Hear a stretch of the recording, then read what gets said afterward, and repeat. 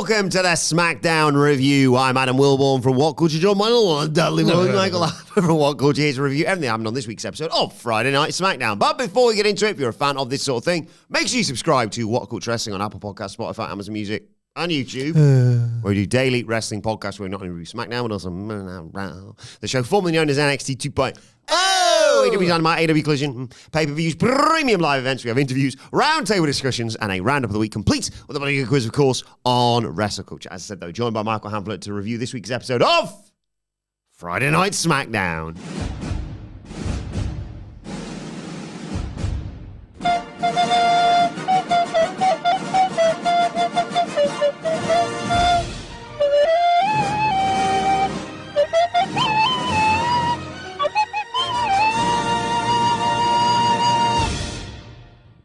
Power's back. The power is back. If for 1 week only, I guess we'll have to wait and see what you got. Perth? Or somewhere else? Yeah, I think so. Be a lot of travelling, wouldn't it, if it was like Perth's in Western Australia, I believe, from the marketing and promotion of this and the prior Elimination Chamber in 2024. So if it's another part of Australia, they've got a lot of miles to cover. This was like refreshing, and that's not good because it can't keep sucking so much air. It just can't. But there were some pretty, I would consider, sizable plot developments. They might have been hidden under what looked like the standard rank and file and the build, especially to the Crown Jewel main event. It might have just looked like some sort of, here's what's happening this week, because it's week, 3 of 4 maybe that they've had to build this PLE. But I think there was some pretty sizable plot developments nicely nestled within the body of this show. And that's what I want. That is what I want. Not everything was perfect, and there was still some stuff that stunk, but I do want to feel like directions, by and large, are being followed and ideas are being seen through. And for the most part, I got it. Some of this is crap. That bloody Road Dogg must have snuck in and said, "Can I get a couple of my ideas in, please, Paul?" Shaky legs. Because some of it was rubbish. However, this is the best SmackDown in, it's been a while since there was a one that I enjoyed this much. I had as many positive things to say coming into the studio. And this isn't just, me getting excited because I loved the ending to this episode. There was bits throughout, getting NXT talent on this show, obviously. You go to the most reliable well, probably, when you're struggling.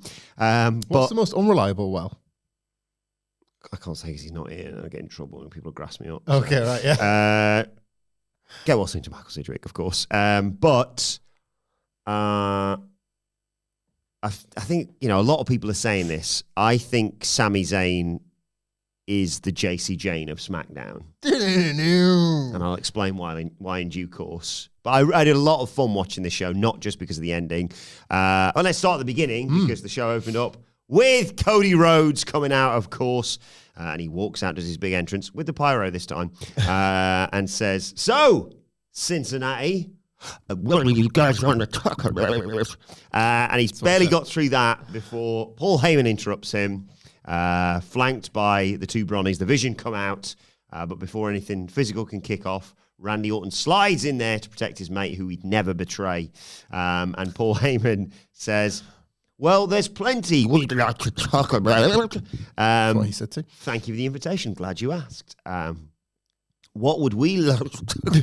That's what he said. I got a headache. He said, "Look, actually, I owe an apology. I should introduce myself." And he does this shtick.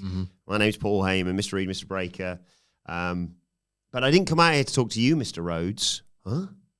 I came out here to talk to you, Mr. Orton. But how do you know who's going to come out? He said, "You're a hard man to get in contact with, never take my phone calls, never return my texts." And I said, well, he basically says, and I thought, well, I told my boys to corner the champion and then the Viper shall appear. That wasn't a prediction. That was a spoiler. RKO chants from the crowd. And he says, "Thank you, Cincinnati, for your most irrelevant opinion." He says, "Look, you two, I'd love to be a fly on the wall during your strategy session because at the end of the day, it's not going to matter. That's not a prediction. That's a spoiler. When you lose tonight, look, one or two things is going to happen. If we beat Cody Rhodes, and everyone knows, Randy's going to look at Cody and say, that's the undisputed champion? I could do so much better than that. Or if we beat a legend like Cody, like Randy Orton, how could Randy not look at Cody and say, where were you, champ? Either way, no matter how you look at it, this can't last. And that's not a prediction from the Oracle. That is a prophecy. He's got a new bit because he's still got a new nickname, so he can tweak it and change it a little bit. However, nothing but positivity for this opening segment. A plot development we knew was coming and enjoyed previewing and have, like, let's be real, enjoyed previewing for like 18 months. And Yes. I think I say that as a compliment, actually. But we've talked about this before. Cody Rhodes opening SmackDown, like, whatever your rating system is, I'll just freeze. Sticks an extra star on it, doesn't it? Yeah. Like, and I don't mean that in the sense that he's a massive star and he's sticking himself on SmackDown. I mean, well, however the show goes, it was better than if it wasn't Cody Rhodes over Yes. it. There is something about, and that's why he's such a great world champion. There is something Even about better than when he interrupts like Paul Heyman. When the first thing you see is Cody after the sweeping views of where we are, you're like, oh, we're in good hands. we're going to be all right. Yeah, to be quite honest, it is the challenge that awaits CM Punk. Yep. If he wants that spot, and he does that on Raw, and maybe not necessarily whether he opens it or not, but just when there's a Punk thing advertised, you're like, something's happening on Raw. Like, so that, he is at least positioned as having that similar kind of role. But yeah, the role of a top star. Do you know, in the car yesterday, this is related, I promise, but we're driving back from like an in-law's birthday thing, and Joshua, the one of the two kids of mine who are most sort of locked into WWE at the moment, he's like, Dad, do you know why I first liked Cody Rhodes? And he wasn't like asking me with it because I'm going to tell you. He was actually asking me the question. And I thought, well, son, I'm more than happy to do this. Busman's holiday, let me put on my work hat and explain to you what it means to be a star. And I did sort of like, until he got bored really quickly, explain that the thing that is different between wrestling and sport, and I use the example because, like Sunderland have been having a good season. So like, he loves goalkeepers in general, and our goalkeepers having a great season. I said, like, look, Robin Roofs goes in goal every week, and if he makes a load of great saves or he keeps a clean sheet, like, you kind of think, oh my God, I love him because of his performance. Like, on the pitch, I love him. Like, he brings numbers and stats and data that supports why he is good, and you gravitate towards him. Wrestling is slightly different. Yes, there are wins and there are losses and the like, but there is something else that is required to be in the position that Cody Rhodes comes in. I said, when you wanted to buy his jacket, or when you saw him and you just wanted to listen to his theme tune after the fact, I was like, that is because he has this like extra like foot of height over everybody else. There is something that positions him above everybody else. And then he asked me, he said, did he have that when he was Stardust? And I said, well, no. And that was why he left, because he believed he did, but it was the Stardust like character that was stopping him from having it. And he said, like, so do you have that for like Randy Orton or John Cena? And I was like, well, no, I don't, son. I will pull this car over, son. No, but Randy Orton like has it for a lot of other people because he's been at it this long, and you kind of can't do it for 20 years and be in this sort of position where he's tagging with Cody Rhodes, or he's like, because I think what my son is trying to do is like articulate that he thinks that the fix is in here and Randy Orton's going to turn. He's seeing for the first time, I'm onto you, pal. Yeah. Like, he's experiencing. I love that. And he's like, but he can't, like, he's asking the right questions, but almost in the wrong order. So he's like, so do you like Randy Orton? I was like, I don't mind him. And he's sort of going, because I just don't think he's as good as Cody Rhodes. And this is it, right? He's not wrong. And he's not wrong. He's absolutely not wrong. But why I bring all this up now is because the characters on screen are giving you all of these, like, little reference. What? I was just thinking, like, you going into proper, like, WWE speak. So, son, you're saying he's not the apex predator? Who would you suggest for a title opportunity? Yeah, like... Do you think he's going to send Cody to a local medical facility? Oh, no, Dad. Headphones straight back on. Yeah. iPad. No, why I mention that is because the characters here are doing kind of what we have fun previewing Like, oh, maybe this character will say this, and it's like, right, highlight this week that this is where the fix might be in, or this is where you've let him down again, or whatever. Paul Heyman is sort of playing that role. If you don't watch the WhatCulture SmackDown preview, why on earth wouldn't you? But Paul Heyman will sort of say those extra bits. It's that WWE way of going, so that the heel commentator can go, wait a minute, I'd never thought about it like that before. And the babyface commentator can say, don't be so stupid, you stupid idiot. Yeah, he's looking at the belt. They're fast. It's shiny. They're fast friends. Like that, right? Meanwhile, Cody Rhodes has to, like, consider it for the first time. And Randy Orton has to go, nah, like that. We're always watching each other's backs, they said later, didn't they? Yeah. And he looked directly at the belt. And, like, if he is watching his back, it's stuck a knife in there. And it's just nice, I think, that I've had this, like, sort of first-person experience, I guess, of somebody, like, having the doors unlocked ahead of, like, quite a big program. It's huge. And quite a big foohead, but that really hasn't yet explored, on screen at least, why it's even deeper to other people.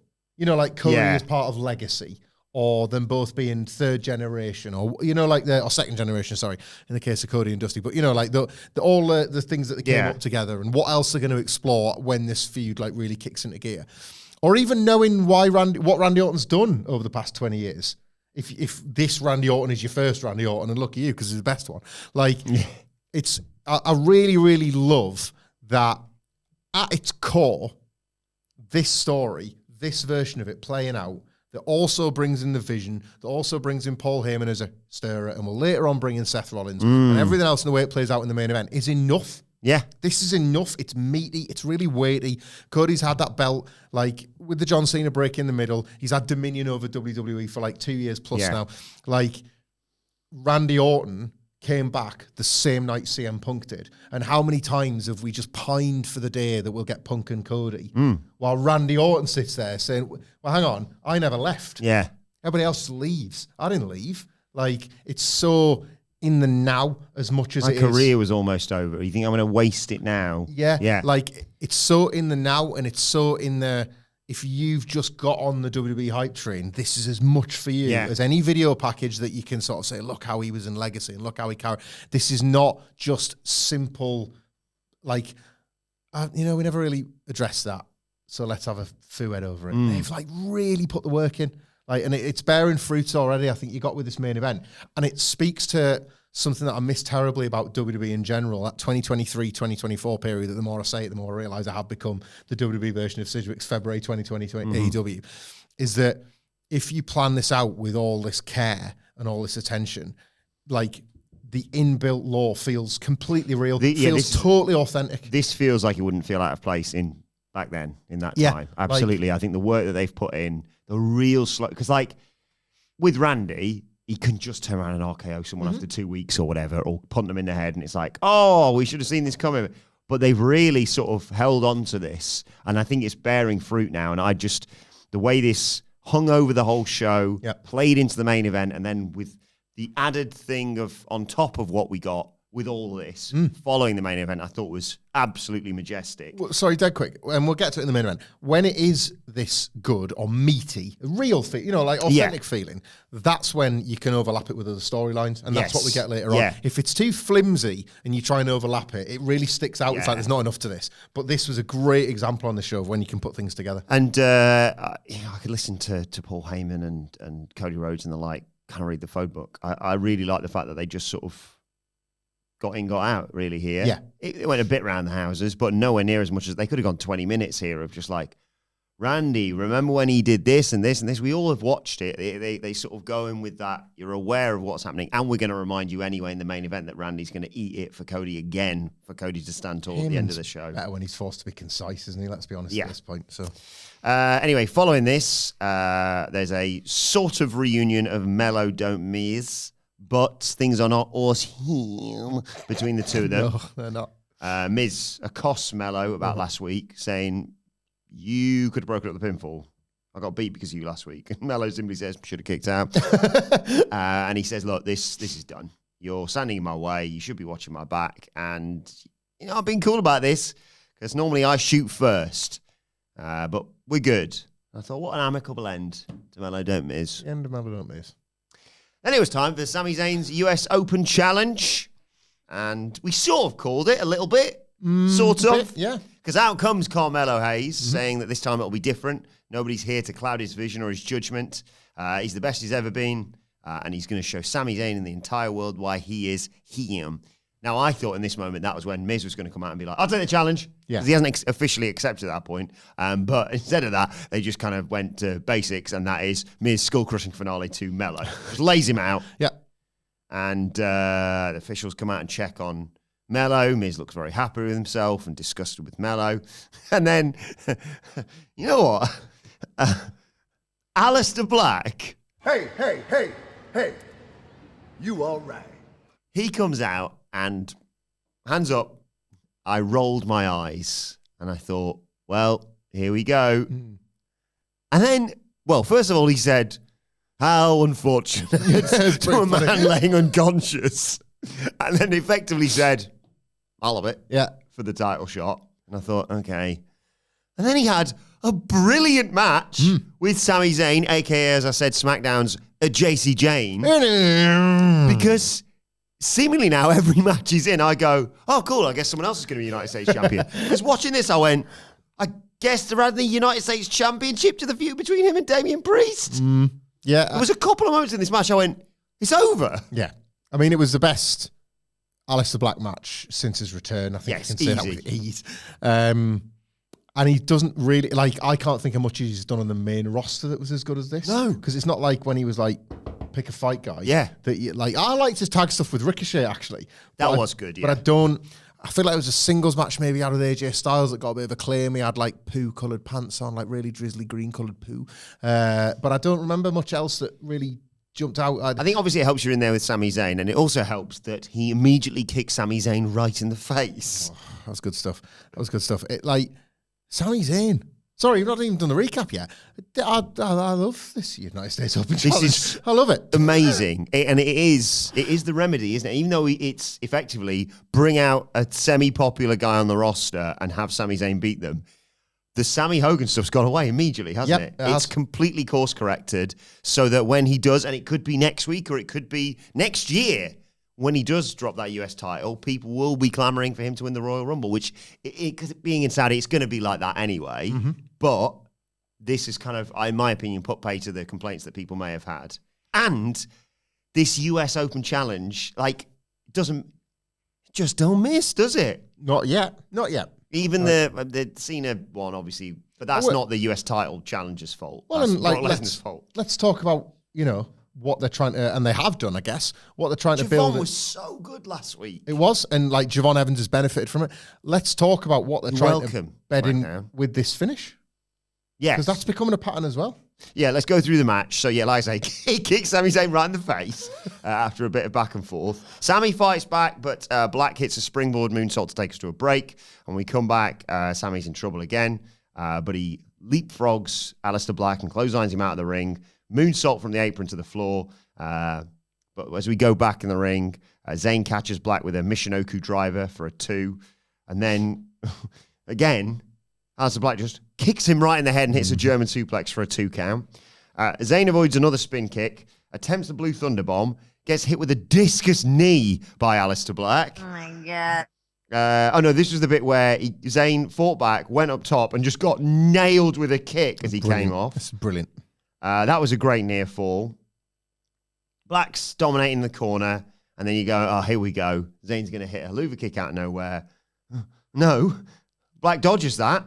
Top rope Meteora, and then the way it was stacked, I went, this is it. He had him tight, didn't he? 1, 2, kick out.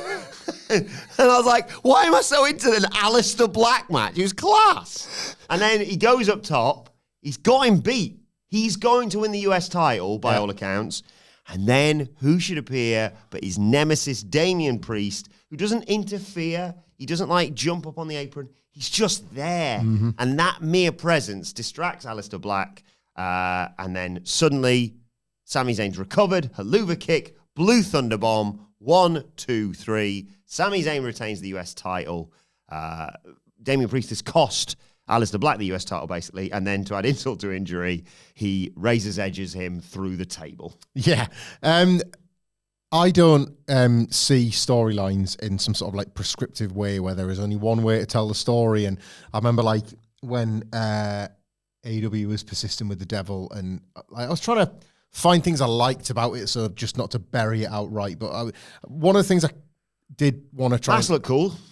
Masks look cool. Masks look scary. One of the things I wanted to illustrate at the time was that I believe quite heavily in range, and I thought there was too much of the John Moxley coded hard lads business, and that was why I was trying to like make my peace with the devil. I was like, look, I kind of want that, and I want that, and maybe that's not a good example because it's AEW, but certainly in WWE, like Aleister Black and Damian Priest has been this feuad, predicated in theory on like who's the tougher. But because it's WWE and often they do such a terrible job of characterizations, it's like, well, which arsehole do I like hate the least? Yeah. Like, that's what it's been like. R-Truth was involved in it for a bit. Here's some smart mouth dickhead, like thinking he's won this battle of one-upsmanship this week. Oh, I fooled you. Well, I fooled you. Well, I fooled you first, if anything, and it ain't made of plastic. Like, I don't like either of them, to be honest. And like, so much of it has been contested over these little like niggly back and forth prodding games or backstage nonsense or whatever. And then Aleister Black, like, almost simply out-wrestles the United States champion. And yes, like, you could argue, like, a distraction is just as big a problem. But I say, like, apply individual context to everything. Like, the distraction was something Aleister Black did not count on.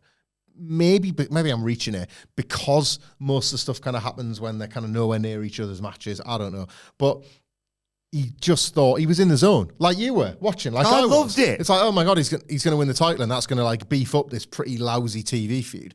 And Sami Zayn is this guy at the moment that is just going out there and having these like, and this is important, I think, because it's the same as the John Cena US title run. Yes, they're sort of weekly TV bangers, but that's not your initial takeaway. Your initial takeaway is the fiction. He's won.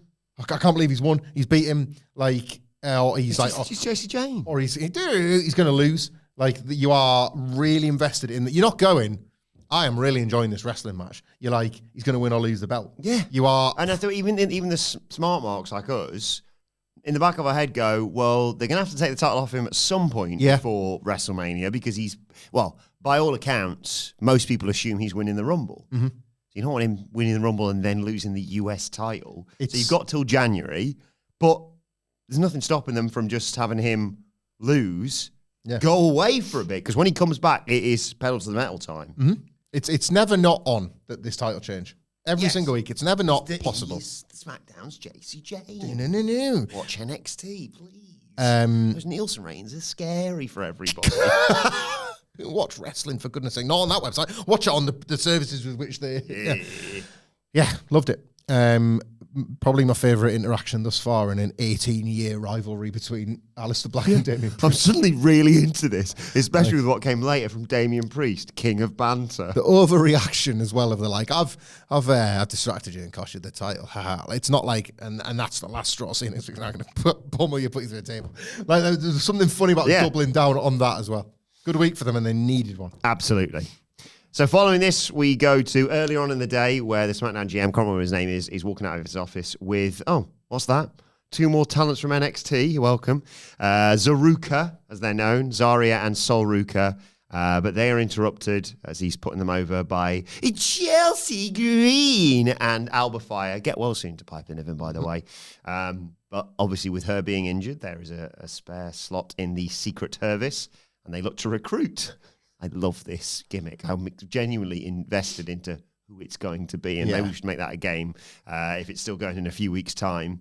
But, Zaruka have no interest in that, and effectively that sets up... it wasn't officially, but effectively a number 1 contenders match, right? It was. It's not good booking. Zaruka, like... Bazooka, that Zaruka. And Alexa Bliss and Charlotte Flair can't, because... Zaruka sort of like lose every time they're like, there's like a more organised and like disciplined title shot, and then another one is arrived upon in which, well, this is much easier. Why don't we just do that to begin with? I also quite like the idea of, obviously, you and I are heavily invested in NXT, but if you're like a really casual WWE fan, you turn up to Cincinnati for SmackDown, like, who the hell's the pink-haired chick and the surfer girl with like 3 belts? Yeah. And then... oh, kick-ass. There's a lot going on with Zaruka. Like, they're very good at, like, immediately winning people over. Zarya looks massive. Yep. And Sol Ruka could do nothing and then hit that finish, and people are like, well, I want to pay and see her again.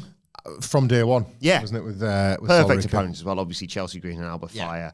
Zarya just wrecks Alba Fire early on, including taking her into the corner after just, chucking her around by a throat or whatever. Elevated sleeper. That sort of, I always think of Lance Archer and Darby Allin when I see it nowadays. But it's Brody King one as well, isn't it? Yeah. Brody might be the one I'm thinking of, actually. Top rope clothesline. Green comes in, and then Ruka comes in. There was such smooth tag team work, I thought, from Zaruka. There was a bit where Sol Ruka tags in. Zarya sends, I think it was Chelsea, into her. They do a sort of tarantula in the ropes. Then Zarya, I don't know, hits Chelsea Green or whatever, and she gets nailed with an X Factor. And I was like, well, that should be the finish. That was great. But no, Secret Hervis takeover, or I should say Chelsea Green and Alba Fire takeover. Double team drop kick to Sol Ruka. There's a dive from Alba Fire to take out Zarya. Ruka gets isolated. The heels maintain control, but eventually Zarya recovers, throws Fire into the barricade, and then out of nowhere, Sol Ruka hits that awesome Soul Snatcher for the 1-2-3. Good TV wrestling, and good tag wrestling at that. Like, again, you could sort of, it'll never not be lazy that they just sort of drop contenders in. Like this, actually, we'll touch on this in a second, but like the tag titles are, I wouldn't say recovered by any means. They're always just one sort of patchy run away from being like the least fought over titles in the company again. And that's happening a bit with the I've got my concerns with these women's tag belts again. However, there's a bit of me that thinks, what's that? What's that coming over the hill? Is it Rhea Ripley and Io Sky versus Alexa Bliss and Charlotte Flair at WrestleMania? Maybe. It's a long way over the hill. I mean, you could put any four of them in a big title match. But if you really want to say women's tag belts are important, what a four to be fighting over them. Yeah, it's a good point, actually. Yeah, that's one of the biggest. In the meantime, you're right. They are just kind of like Lash Legend and a mate or whatever. Because they were like really over, weren't they, putting them together? And then they won the belts at SummerSlam, and we were jumping for joy. They were like, have you got any else other than Secret Hervis? Oh, left it at home. So they just kind of every week they're saying, like, we're not friends, but we kind of are. We've got different T-shirts, and then see you next week. That's the whole. Charlotte might be carrying an injury. Is that right? All right. Okay, that's fair enough, I suppose. The match, though, like a lovely showcase. Not the first in a while, actually, where the NXT showcase has been a resounding main roster success. As Adam Wilbourn's face, if you're not watching on the video version, would argue, well, surely every call-up is a resounding success, Hamflett, because they've been bred for excellence in the NXT Performance Center. Yeah, people tell me NXT doesn't create talent. Tell that to the Crown Jewel contract signing. Well, yeah. People in it, not the action. Not the segment. The people in it, the champions. Oh, look, we made them. You and you. Who's we? You got a mouse in your pocket? Good. I enjoyed this. Charlotte and Alexa give their thoughts afterwards. Yeah. They were impressed. But Alexa points out it can be difficult gathering victories if you're not on the same page. Because these two teams are exactly the same, which is why it works. You see what's going on there? And they have done this before. They do it all the time now. Like they literally have done this pairing before with this problem, with this miscommunication. They were in the match at Evolution, weren't they? Yeah. It's awesome. We're doing it all again. Do it again, but in singles. Fine. Call it the Fraxian paradigm, where like you fight teams, and then as a result of that fight, the other team might break up, but then while you weren't looking, the first team break up instead. Yeah. Like you're kind of getting it with the Wyatts as well. But Triple H got his one story. I think he might have his one tag team story. When the time comes, when you get this shot of the tag titles, I thought they just did. But anyway, they better be ready. And Charlotte's like, do you want to do a woo? Alexa's like, I'm good. But was it Kathy Kelly who was like, I'll have a woo. I'll have a woo. Speaking of woo, I got a prediction for you.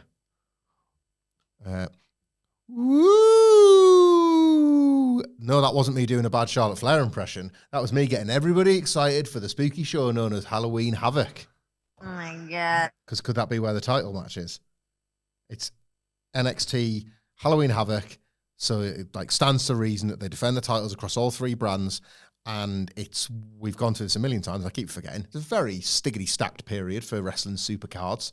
This is one of the Saturday ones. It is a Saturday one. You're correct. Show. Yeah, that would be because of course Halloween is October 25th. Remoba, the 25th of October. You'll know this. Oh, I said that all our lives. That could be on that card. I like that. I like it a lot. Where's that from? My head does that all the time, and I can never remember. Jim Carrey. It's definitely a Jim Is Carrey. It's not like an advert. I like it a lot. Like Pro Plus or something. Maybe as well. But like, it's just like, you know, when you ever seen that? You know, like Max Branning from EastEnders, and he was like big time over this year because he's come back. He was in like an advert for something in the 90s, and he's just like he's playing like the dumb boyfriend. I think it might be like it's like it might be Super Noodles one where he's like, lovely super noodles, and she's like, can I have some? And he's like, off me with the super noodles. You know, they're in like luminous colours. It's the 90s. I'm probably taking some cat and like nom nom nom nom nom. And then like he puts it down, and like all of a sudden like dog comes up and starts eating the noodles. I mean, that's just one of the many problems of owning a dog. But dog comes up, eats some of the super noodles, and he looks at it and he's like, dog spittle on it now, and he's like, here you go, darling. And she's like, oh, you really love me, don't you? And she's like, no. She starts eating. How could you do that to her? She starts eating. Just it. Yeah. Now she's eating the dog stuff. He's not thought it through because Saturday night they might neck later on. He's going to be necking on with it. So it's like, in a way, he's necking on with his dog. Like, so he's not thought any of it through. But like, he's like, that's all right. Like that. And then the thing goes like, super noodles. Like, they taste like your dog's knob. Or whatever the strapline was. Yeah, that was it. I think it was. And like that, I like it. What was it again? I forgot. I like it a lot. Feels like it's one of those like sort of. There was definitely a 90s trend for like, is the husband a complete raging idiot? Yeah. That was like the sort of because there was a Marmite one as well. There. It's like, come back to mine. And then the necking, you know, it's all a precursor to full sex. But then she's like, oh, God, get away from me. You're like, what, is he a killer? No, he's like, before he went out on the date in which they presumably had a meal, he had a Marmite and a crumpet. And it's still there. But you might like it. So, you know, if you're kissing that handsome stranger and you're a Marmite fan, he's going to be like, well, if my mouth tastes good, imagine that's the implication. I also think beggars can't be choosers. You can't be like rejecting people on Marmite because that's like half the population. Let me tell you, I've kissed a couple of chicks in my time, almost literally, and I wonder. It's never happened to me, but you know, I have my issue with like condiments and vinegar. I wonder if in my kissing days, if that would have been like, no, this is over. Yeah, like, this is like... There's lines that I will not cross. Yeah, like that would have been... I mean, and I was the beggar that could not be a chooser. Like, I hold my hands up. But I do wonder if, like, can I see the rest of this evening out in the way that it might potentially go because you've had a pickled egg before you've gone out. And, like, my wife likes pickled eggs. But, like, life can be cruel. Like, it's like other room. She very generously, like, if we get a chippy... in the house, not when we're out and about. The wind does it work, but like out and in the house, vinegar. She won't have vinegar on her chips. That's very good. That's true love. She knows that I can't like, unless she actively wants me to leave the room. Then it's Vinegar City Jones. Yeah. If you've had a row, I'm feeling chips for tea, Michael. Oh God, I know where this is going. Bloody hell! Enjoy your chips. Oh, Did she ever sabotage yours? No, like. That's the line, isn't it? That's divorce. I was going to say, that's super between a row. It's like, right, I'm packing my stuff. I'm packing my small bag. And she slipped some vinegar in your bag. Oh God, it's on my clothes. It was from Dumb and Dumber, one of the greatest films of all time, of course. So not a 90s advert. It's the diner scene, yeah. Dog eats super noodles, all right. Roman's coming to Raw. We talked about it in the Raw preview. And then Cody Rhodes is there with Randy Orton saying, don't listen to what Paul Heyman's got to say. Randy's like, don't worry, I wouldn't possibly ever turn on you. We've always got each other's backs. Looks longingly at the belt before leaving. And then we got the crown jewel contract signing between two of NXT's best, that being Tula Stratton and Stephanie Vacquet. Everyone's got a funny name. SmackDown GM hasn't got one, though, because I can't remember what it is. No. He's hosting, brings them out, they do their entrances. I'm a little bit annoyed by this because a little bit of peeling back the curtain here. There's a lot going on at the WhatCulture offices and moves and what have you. I tried to print out a script so we could all play a role in this. Adam Nicholas could have played, I don't know, GM, can't remember what his name is. Yep. You were going to play Stephanie Vacquerie. Okay. I was going to play Tiffany Stratton. I'll take that. I don't know how to work the printer. I don't know what's going on, pal. It's like putting a password. What do you mean you're a printer? Just print. What am I going to do? Hack into print something? What is this? Huh? Are we in need of a SmackDown hacker? Yeah. It's a new character. That's how they win if you're starting putting passwords on printers. Okay? Anyway, don't matter. I haven't used a printer in like several years. I don't think I've ever printed anything in this job. We have one printer in the building, and I think and often we've had none. We've been paperless. We're quite responsible workplace in that regard. I have to print the odd like contract thing or whatever. Do you have a printer at home? Probably, but it's probably overpriced and gathering dust in the loft. I fell out. I remember when people were like, "Yo, you just get your own printer, do you?" To do what? For it to run out of ink immediately, and then it won't work. Like you've got the 3-color one, but you've run out the black ink cartridge, and it's like won't print. Well, yeah, but I'm not asking for something in black ink. I've printed this Ultimate Warrior picture I've drawn on MS Paint, and there's not any black ink on it. It's like it's neon pink and yellow. All the 3 colors actually: magenta, cyan, and yellow. I never liked the fact that yellow didn't have a posh yellow. Yeah. Like we're not saying pink, magenta, blue, and yellow. Magenta, cyan, yellow. Like I wanted like sunburst or something. Can I, anything like that? A printer is responsible for one of the moments where I thought I might die from laughing. Right. It wasn't quite as funny as for like Drainmaker when Elklon slightly screwed with Takeshita's entrance this week. He was crying laughing at that. Laughing. And Eddie Kingston making it. He was crying laughing at that. But I do remember in one of our first ever IT classes, and again, this was like early days when the computers were, just coming onto the scene. Yeah. And kind of like the blind leading the blind really with the teachers. And they were like, oh, here's how you connect to the printer. And it was going to be like, they did it before. One of the teachers foolishly prior to that said, we're going to set up your school email address. And they had like, I'm projecting my email inbox, this is the teacher, onto the whiteboard. I want you to send me an email that just says, hello, sir. It's Adam from, group 7, whatever. One lad, of course, goes, I just need to go to the loo. So there's a knobhead. It's green. Sir, what's going on here? What's on the board there, sir? And then the one, it was like, right, I can show you how to print a picture. Or print something. And it was like, we're going to have you print your personal statements or whatever. And my mate Oliver wanted to just print a single picture of a cat sitting on a toilet. And he accidentally printed it 100 times. And the printer ran out of like paper and then ink. And he was like, who's done this? Dead. 2 things. For those that haven't seen, I don't mind this being a bit of fun at my expense. When you said cat sitting on a toilet, it made me think of cat sitting in a sink, which is what I look like. Google fat cat in a sink, and you'll see a fat cat in a sink that looks like me. Number 2, a similar kind of thing. We had one room in our, I'm a little bit older than you. We had one room with like the internet computer. Yeah. Whoa, on the moon. But then there was a design technology room, like graphics, where we had like where all the old BBC micros are stored, or like old Apple computers, where you could do projects on them, I guess, long before like PCs and laptops. And all black and green screen. Exactly that. And you would have to like put in a code to make it do something. Not very intuitive when you're that age, kind of thing.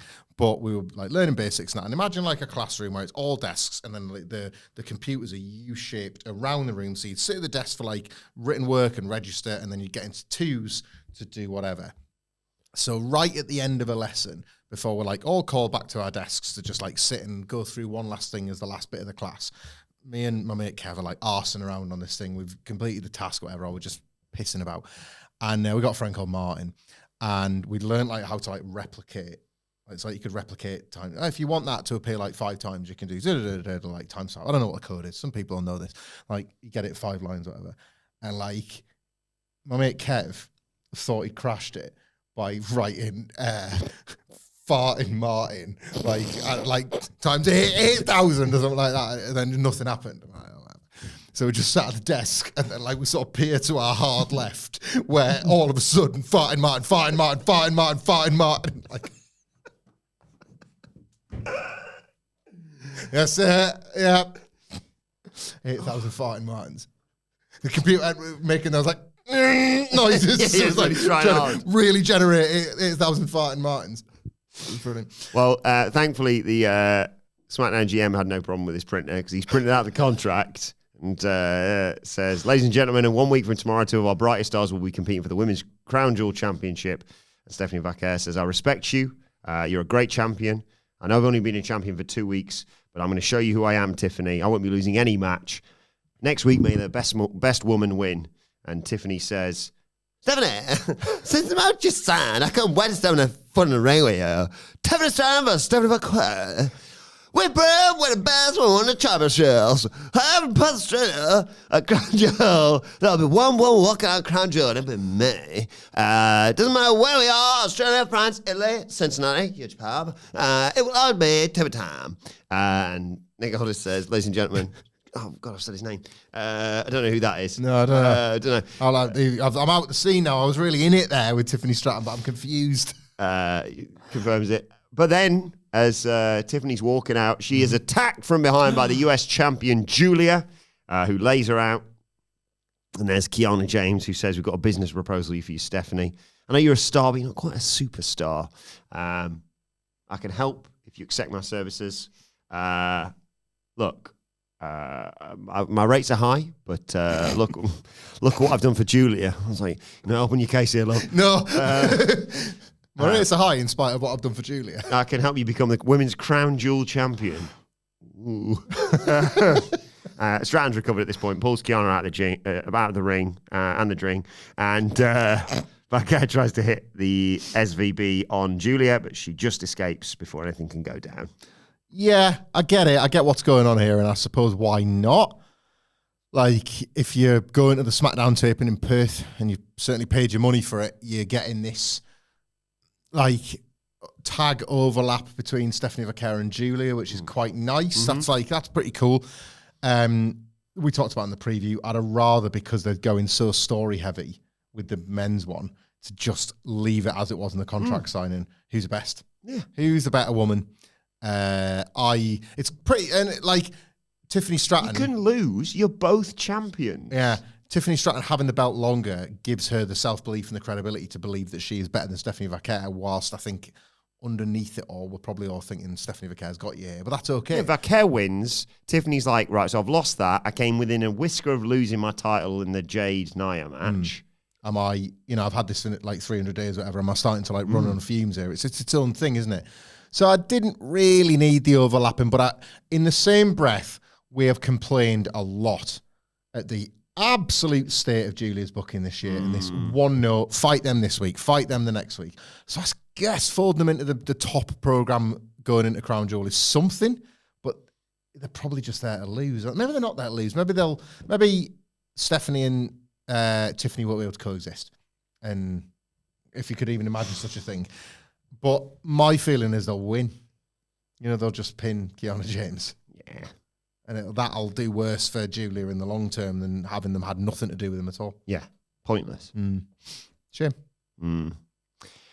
Kiana James, this is not working. Kiana James and Julia is not. I want her to do business as much as anyone, but it is bad. This is a bad act. Agree. Earlier on the day, SmackDown GM, I've forgotten what his name is. I remembered it for a split second, and now I've forgotten. And I could scroll up, but SmackDown GM is talking to, look, another brilliant NXT talent we've developed. Who's we? You got a mouse in your pocket? Siobhan Evans. And Sunderland fan at Old Trafford at the weekend spied a mouse just like sat next to the seat, so like humanely trapped it in a pint glass and tweeted the picture. It's like, nice at Old Trafford. Yeah, it's fallen to pieces, isn't it? That's what it seems, yeah. Like the Theatre of Dreams needs a bit of a refit, doesn't it? But the SmackDown GM's like, hey, keep in touch. So he's tapping up Javon potentially for a big move, following on from Showdown this week, I should say. In comes Rey Fenix, puts him over for the match he had with Sami Zayn quite rightly last week. And Los Garza shows up. Remember them? And they were like, what are you doing? What are you doing? Babysitting him? The match is set up. Sure is. Rey Fenix, by the way, this run goes from like, what's after worse in that expression. They had a couple of different tag ideas from him for different reasons. People getting injured, people leaving the company. Like, it's just not worked out. So maybe the universe is saying, why don't you give him a singles run? It's really off Penner. It's like, we'll keep looking for partners. We've got a new one. I'd be really worried if I was Javon Evans. Something's going to happen to me now. Like, I mean, like, I watched this and I was like, oh, I think I want them to be tag team champions, actually. Yeah. Because they work so well together. Yeah, this is Andrade like a month Yeah. ago. But before we got to that match, we had a video from Jacob Fatu. He's tired of people whining, wasting time on BS stories. He's going to set Drew straight. Everyone likes to talk until things get spicy. Fatu was born foaming at the mouth. So what do you think he'll do if he gets disrespected? He says, let's keep it 100. Yeah, I mean. You don't come for him because he'll send you straight to the bottom. He's all gas, no brakes. Do you know what I thought about in this? There is a character that we do not enjoy, but I could see this character when this character is finished with its current business with one Damian Priest. I started thinking of all gas, no brakes, and they love pushing Kittle. I could see him mixing in with this one and Drew McIntyre. Like, you come over to me, mate. I think you're right, Kat. I think you're onto something. Yeah. I think you're pretty deadly about this. Yeah, Works. and I think that's why Jacob Fatu could be being positioned as this, like, everybody stop your moaning and whinging, yeah? Like, I wonder if that's like part of this development, because, I mean, Kit's going to need something to do, and he wants his... It's like they're just going, like, Jacob, you're going to tear everyone to pieces in the Royal Rumble. Don't worry about that. I mean, I worry Keep about you busy. that. I don't know. I'm not convinced by this Jacob Fatu return yet. Sorry. Then we got that awesome tag match, though. Javon Evans and Ray Phoenix versus Los Garza. Angel and Berto are brilliant and perfect in this position. Made Javon Evans look like $1 million again. Yeah. High flying crossbody from him. He just gets to heights I can't believe. Los Garza eventually, though, cut him off, double team him. Phoenix comes in. It's a big dive to take out Angel, but then Berto takes out Phoenix with a dive of his own. And then Javon Evans just takes flight to take, his opponents and his partner out to take us to a break. When we come back, Los Garza are in control. There's a double team move as Berto kicks Evans whilst Angel's holding him up. But that only gets a 2 count. Phoenix and Angel take each other out with the clothesline. Evans gets the hot tag. He hits Berto with sort of an elevated cheeky Nando's kick. And then, Oh my God. put this in the opening credits. That shot where he dives through to take out Angel and comes into your living room. Yeah. Poor cameraman, incredible shot. Now, did this happen? Was it the Sami Zayn match or was it another one? This happened. And we're like, oh. And now is it like they like that so much they've orchestrated it? Because as you say, this one felt a bit like... I was like, Jesus! Yeah.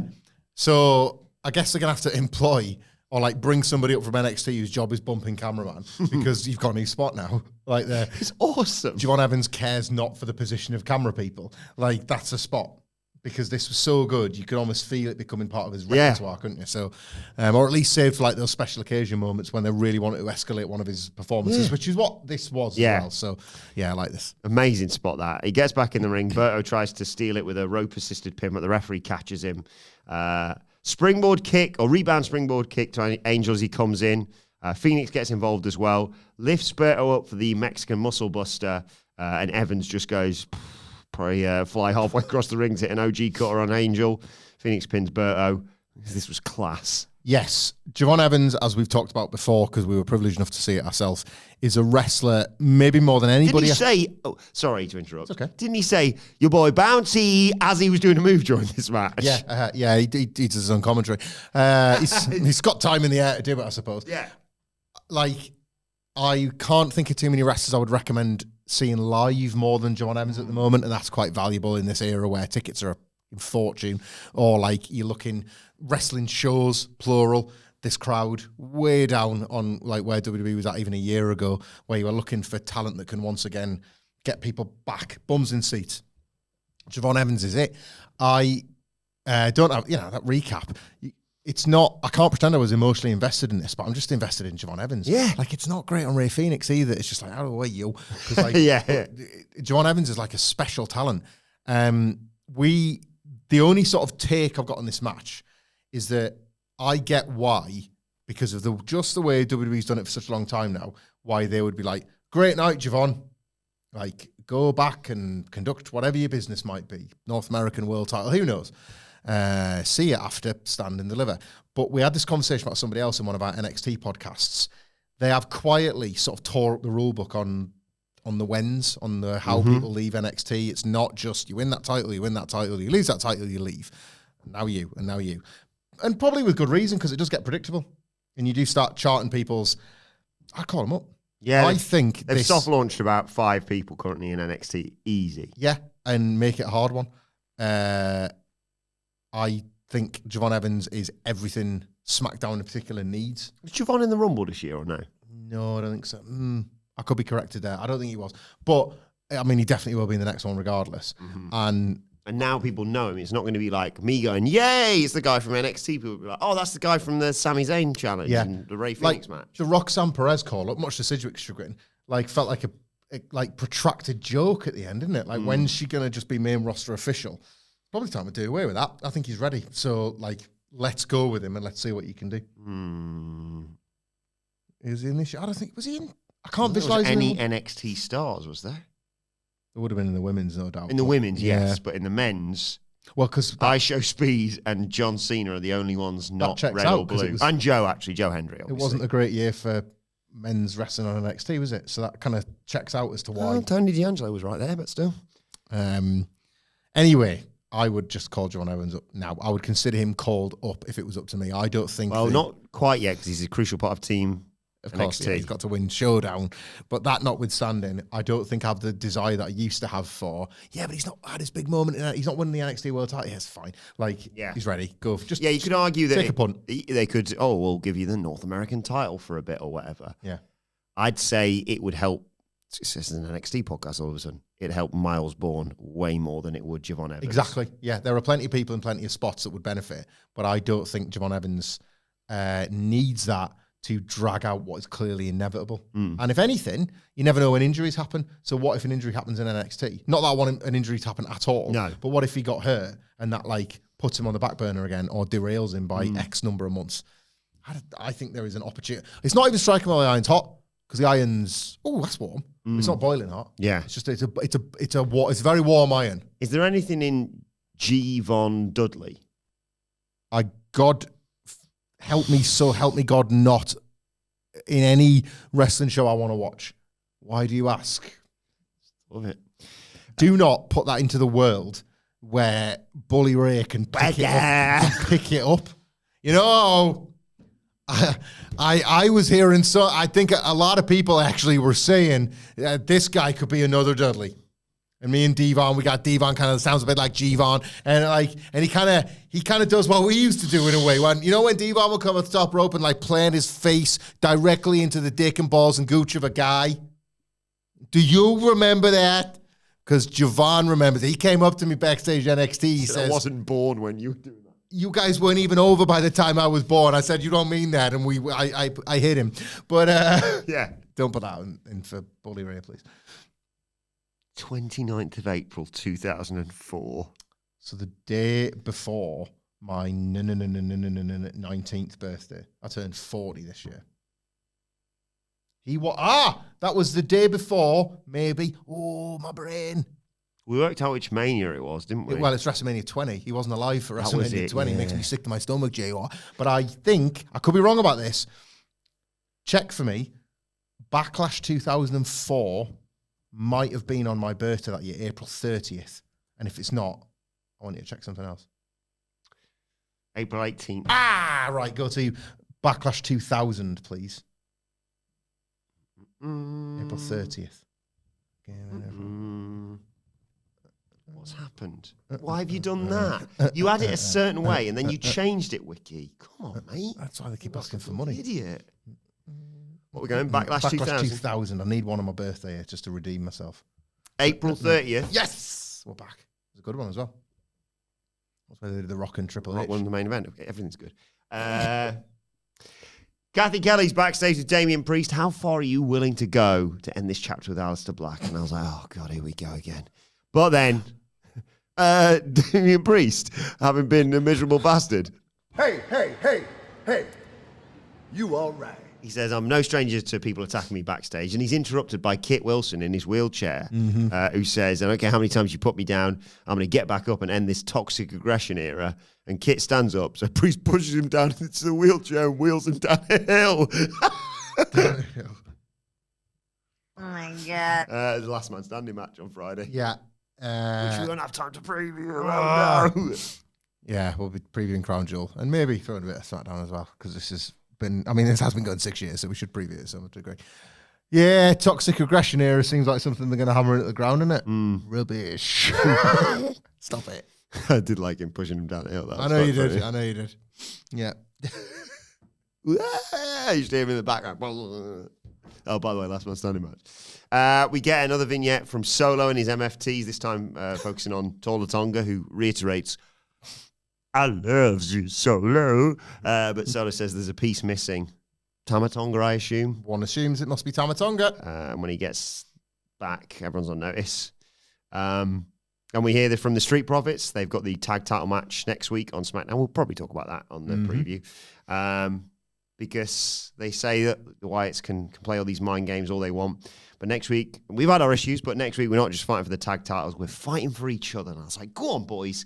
And then the Wyatt Six hack the monitor and say, you're going to choke on your smoke or whatever, and we'll beat your brotherhood down. Yep. Choke on smoke rhymes. Right. I want us to be... Give them the tag titles, for Christ's sake, please. That'd be funny, wouldn't it, if they won now.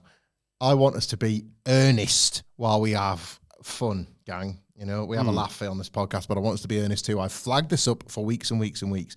They're kind of telling you that the Street Profits can't quite get on the same page without really showing it. Let's review the evidence. At Clash in Paris, which I understand you had to be there, there was one incident of dissension with the Street Profits after they'd been spooked by the Wyatts on the SmackDown before, and that was who was going to start the match. Yep.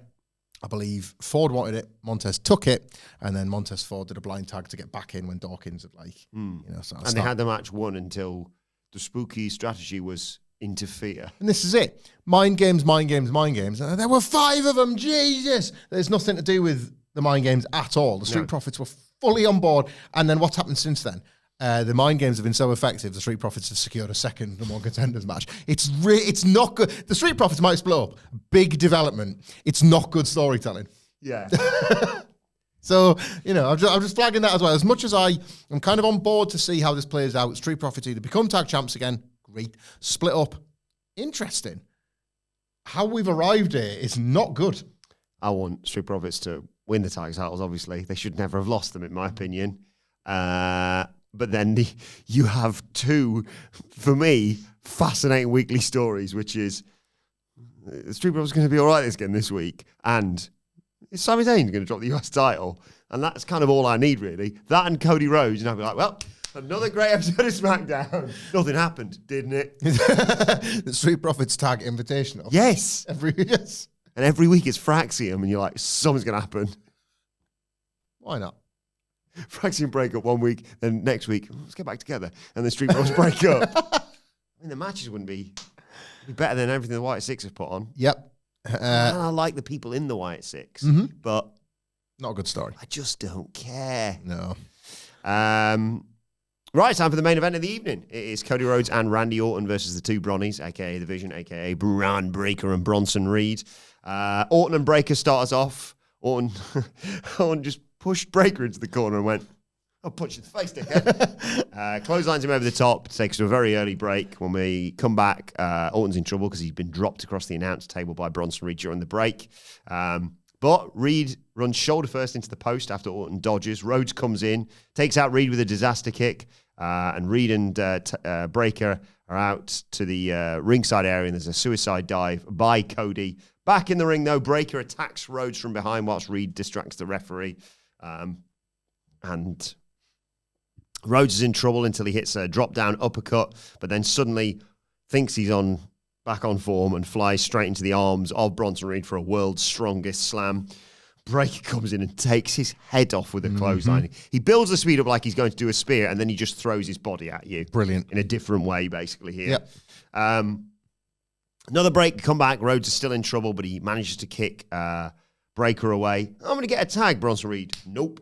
But the undisputed champion, avoids a senton from Bronson Reed and brings in Randy Orton, who does all of his good stuff, signature power slam on Breaker and Reed. But suddenly, Bronson Reed's like, Jagged Edge DVD, thanks very much, on Randy Orton. Reed heads up top, but Orton recovers and hits a huge superplex, but Breaker dives in to break it up at 2.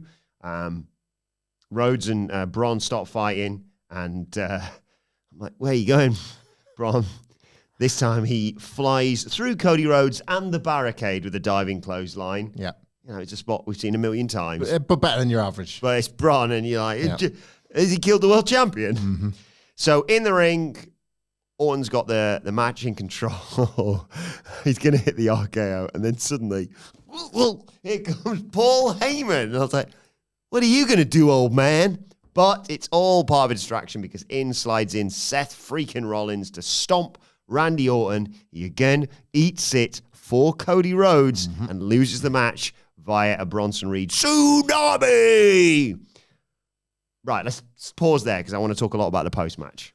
The TV match was mostly not worth going out of your way to see in all the ways that the heat is familiar, etc. Apart from the Paul Heyman involvement. The Braun Breaker sequences continue to be, I think, a reason to tune into WWE television full stop. I find this man magnetic. And maybe that's just what his opponents look like because he hits them so fast. It's like picking up those iron filings in a science experiment when you're at school. The Paul Heyman bit was funny.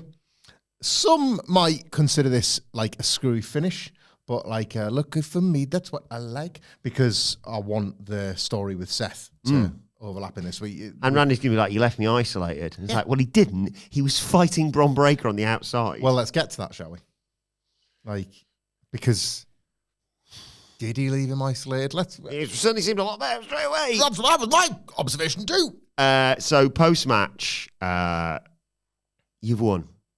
I hope you go and celebrate it. He's 6. Enjoy your what a sad little life, Seth. And they go to leave. Or actually, no, the two Bronnies are like, can we kill him some more, Dad? And Seth says, no, he's mine. Sends them off. And I don't know, I've watched this about 5 times. I think it's the magic of Paul Heyman, I think, with these sorts of things. Go away, leave him, he's mine. And then Seth's like, I think I want to kill him again, Paul. And Paul's like, don't do it. Listen to me. I'm the Oracle. When have I ever steered you wrong? Well done. You boys have done it. Yep. Cody's there checking on Randy. He's he's going to be in his head about what's going on. Leave it, Seth. He's not worth it. But Seth disobeys Paul Heyman, slides in the ring, and you think, oh, here we go. The heel stands tall. Nope. Goes for a stomp. Cody's like, psych, dickhead! Grabs him, crossroads, and then, in a brilliant conclusion, he's taken out Seth Rollins. Commentary screaming about, Paul's right. Cody's in Seth's head. And then we cut to Paul Heyman holding back Braun Breaker and Bronson Reed. Braun Breaker audibly says, what do you mean, no? And Paul Heyman effectively, without saying it explicitly for once, is saying he needs to take his medicine here. We're not helping him out. He didn't listen to me, and look what's happened. Brilliant, this ending to the show. Loved it. You used a word there, and I don't know if it was subconscious or it was by choice in your notes, but you said Seth Rollins disobeyed Paul Heyman, and that kind of sums up the push and pull here because Seth Rollins doesn't want to be needing to take orders from Paul Heyman. It's his vision, and he's kind of brought in his mind Paul Heyman along for the ride, whereas Paul Heyman is already kind of, as the Oracle, believing that his role is to guide Seth Rollins, and now we're seeing that come away at the edges. It's going to be the reason why Brock Lesnar gets added to the Survivor Series match, in my opinion. Feels like it's going to go in that direction. Whose call was that, Seth? Yeah. Seth Rollins, what was the line he used that was ambiguous enough to kind of play both sides? Everything goes through me. That was what it was, and it was almost like is he admitting to it or is he pushing back on it? That nice intrigue hook was dropped. If you're into this sort of thing. You know what? Right now I am. Yeah. This is what I was talking about in the opening segment. Because the Cody and Orton stuff is strong, you can use it to enhance something else. And then when there's something else gets over alongside it, then you've suddenly got two stories that are happening at once, and that's when it feels magic, is when these things overlap. So if you look at when Paul Heyman and Seth Rollins are speaking to each other on the aisle, the way it is framed reveals that, God, Cody's recovered now, like only because the dogs have been called off.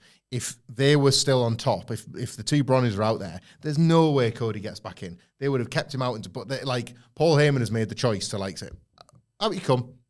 And now Cody can actually help Randy Orton. He's at the earliest point done what he can to get to Orton. And that might not even matter. Only it does. Of course it does, because seconds later it is revealed that Cody's theoretically got in as soon as he could, but now that his business needs attending to, he's up and at him. Like he's Superman. He's about him again. He can do whatever he needs to deal with the situation. In this case, it's Seth Rollins. So you've got that lovely Randy Orton, Cody Rhodes frisson that was tended to. The grass is greener where you water it. So say the great Phil Brooks in one of his all-timer promos, let's be real. And the grass was very, very green there. Meanwhile, the green shoots that have sprouted in the Seth Rollins, Cody Rhodes thing continue to do so between Seth and Paul Heyman, because as we said when this first got booked, Cody and Seth is just for now. It's not about the road to the Rumble, which is the road to WrestleMania. It's just about now. Can Seth do it? And if he does it, so what? Like, it is one night where he's finally got the better of Cody Rhodes. He might even get the better of Cody Rhodes because of Randy Orton either botching or intentionally interfering. But what happens afterwards? Well, Seth Rollins has to live with whatever's going on with Paul Heyman, within the division, with Brock Lesnar, with CM Punk. That's what's Seth Rollins' future. But the ability to handle the right now and the future for both those wrestlers is what has made this Seth Rollins, Cody Rhodes program so effective. Like, one of the... and there's not been many, the shining success stories of 2025 is this Cody Rhodes, Seth Rollins mini feud. Like, easily. If you look at what's been able to happen as the side quests of this singular battle, whilst being able to say this singular battle's strong, he can't beat him, and that's making him obsessed. And Cody Rhodes is getting so confident in his ability to always have Seth's number that it's the first time he's been weak enough to not check over his shoulder, and he's waiting there, Randy Orton. It's every bit of this makes sense, down to the last detail. And if you enjoy all of these plots, and I do, the central one and the spin-off ones, it's that little glimpse, that little reminder of what you can do when you've got strong stories. Now, admittedly, in both cases, they're kind of making use of ones from the proper boom. Seth and Cody was the real good stuff. Yeah. Seth and Randy and Cody's been kicking around since 2024. It's well, we're mining to it once, I guess. And then at some point you have to see, is there still juice in the CM Punk fruit? We're going to find out after Crown Jewel. But I can't say enough good things about this. This is what I fundamentally, even though Cody's the only one of these that I really love, it's this kind of plotting that I watch WWE for. It's this kind of drama. And there's a soapy element to it between Paul Heyman and Seth Rollins. But I'm on the hook. Where's it going to go? You were right to pick that up. What do you mean, no? That simple little detail tells you everything you need to know about what Paul Heyman was doing while Seth Rollins was having his arse handed to him again by Cody Rhodes. Is he being patronising? He's got to learn. Seth Rollins didn't get with Paul Heyman to get his hair ruffled by him. It's lovely character work being done across the board here, and I can't wait for the Crown Jewel main event. It's going to be a great... I'm just kind of stepping my own dick for the Crown Jewel preview. I think there's going to be a sensational near fall where the two Bronnies get sent out by Paul Heyman, and Seth says, no, I don't need you for this. Cody will hit him with something, get a near fall. Then probably someone else joins the division, which Paul Heyman didn't know about, to help him win. He said, well, you said I needed the two Bronnies. I didn't. I just needed Ethan Page or whoever it might be. I don't know. But anyway, lots to look forward to. A brilliant build for a match for kind of nothing. But I love this, and like you say, the way it's factored in all these different stories. But let us know your thoughts on SmackDown in the comments section below, or on X at WhatCulture WWE. Watch there, you can follow both of us. You can follow Michael Hamflett at Michael Hamflett. Follow me at Adam Wilbourn. Follow us all at WhatCulture WWE, and make sure you subscribe to WhatCulture Wrestling wherever you get your podcasts from for daily wrestling podcasts. The Raw preview is available right now. But for now, this has been the SmackDown review. My thanks to Hamflett. Thank you for joining us, and we will see you soon.